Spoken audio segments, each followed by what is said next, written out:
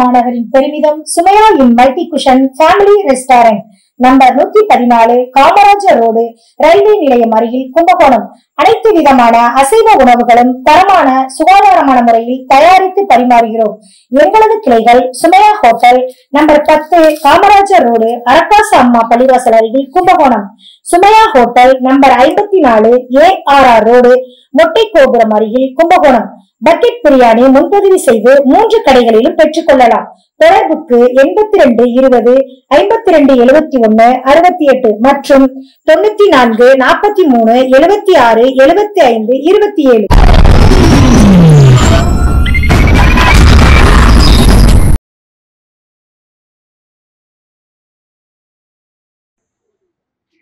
இந்த நிகழ்ச்சி என்பது ஒரு பேரணியோடு நடந்து முடிந்திருக்கிறது. இந்த பேரணி போதையை ஒழிக்க வேண்டும் என்கிற முடிவோடு அதற்கு எதிராக மக்களிடத்திலே சில செய்திகளை சொல்ல வேண்டும் என்கிற நோக்கத்தோடும் இது நடந்து முடிந்து ஒரு மாநாடாக இங்கே நடைபெற்றுக் கொண்டிருக்கிறது. இன்றைக்கு உலகளாவிய அளவிலே எல்லா வசதிகளையும் பெற்றிருக்கிற அறிவார்ந்த சமூகமாக இந்த சமூகம் இருக்கிறது. ஆனால் 1400 ஆண்டுகளுக்கு முன்பாக போதை தவறா சரியா என்கிற விவாதம் இயலாத காலத்திலேயே பெருமானார் ரசூலே கரீம் ஸல்லல்லாஹு அலைஹி வஸல்லம் அவர்கள் மதுவை தடை செய்தார்கள். காந்தியால நடக்க முடியாத விஷயம். இந்தியாவின் தந்தை என்று சொல்லக்கூடிய மகாத்மா காந்தி மிக பெரும் விருப்பமாக அவர் முதலிலே சொன்ன விஷயம் மதுவை தடை செய்ய வேண்டும் என்பதுதான். காந்தியை வழிகாட்டியாக கொண்டிருக்கிற இந்த தேசத்திலே மதுவை நம்மாலே தடை செய்ய முடிந்ததா என்றால் இல்லை என்பதுதான் நம்முடைய பதிலாக, நம்முடைய அரசின் பதிலாக, நம்மை ஆள்பவர்கள் பதிலாக இருக்கிறது. ஆனால் 1400 ஆண்டுகளுக்கு முன்பாகவே இந்த சமூகத்திலே மதுவை தொட்டவன் இஸ்லாமியனாக இருக்க முடியாது என்கிற அடிப்படை சித்தாந்தத்தை தத்துவத்தை உலகத்திற்கு பெருமானார் எடுத்துச் சொல்லி இருக்கிறார். அந்த அடிப்படையிலேதான் இஸ்லாம் இந்த மது என்கிற விஷயத்தை தடை செய்திருக்கிறது. இஸ்லாம் மட்டும் வியாபாரத்தில நீங்கள் மது விற்பனை செய்து கொள்ளலாம் என்று சொல்லி இருந்தால் இந்த நாட்டிலே அதிகபட்ச பணக்காரர்கள் அதானி அம்பானியை விட முஸ்லிம்கள் தான் இருந்திருப்பார்.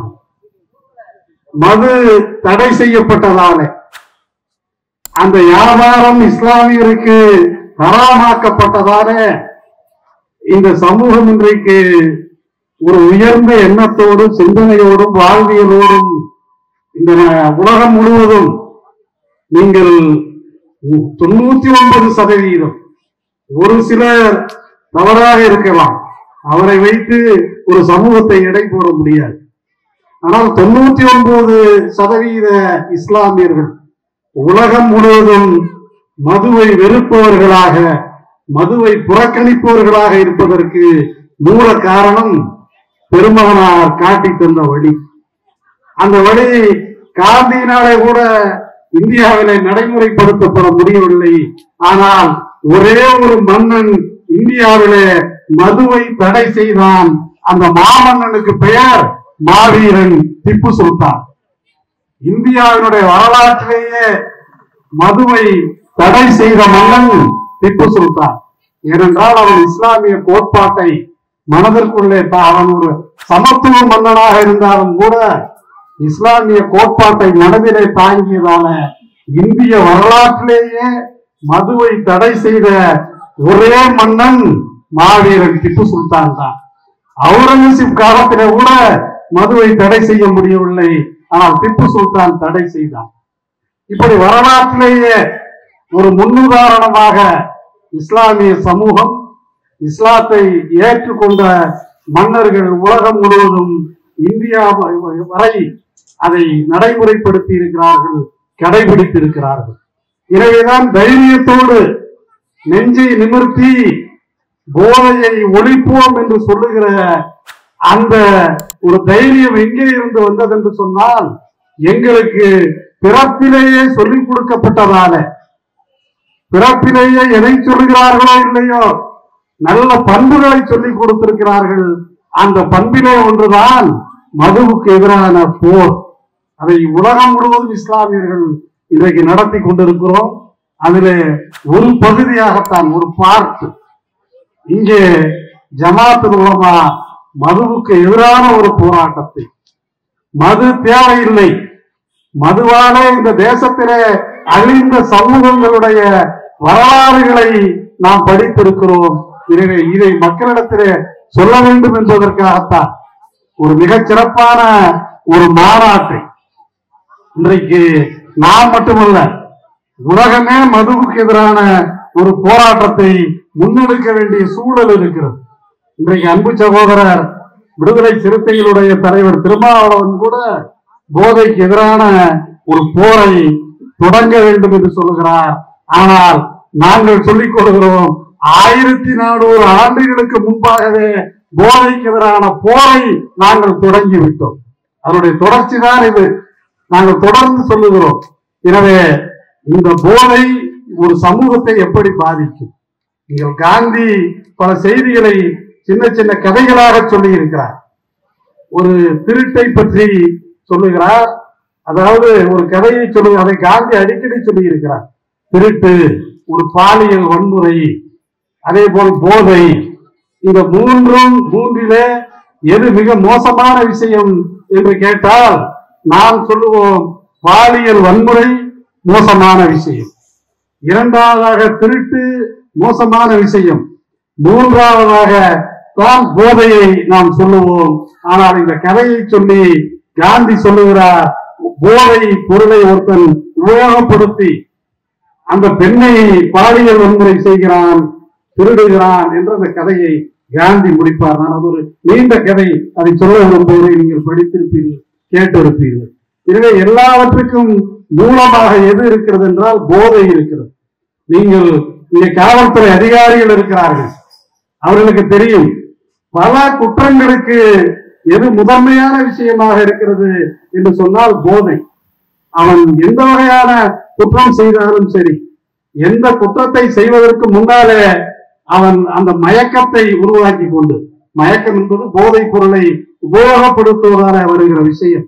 எனவேதான் இதையெல்லாம் ஆய்ந்துதான் 1400 ஆண்டுகளுக்கு முன்பாகவே இஸ்லாம் போதையை தடை செய்கிறது.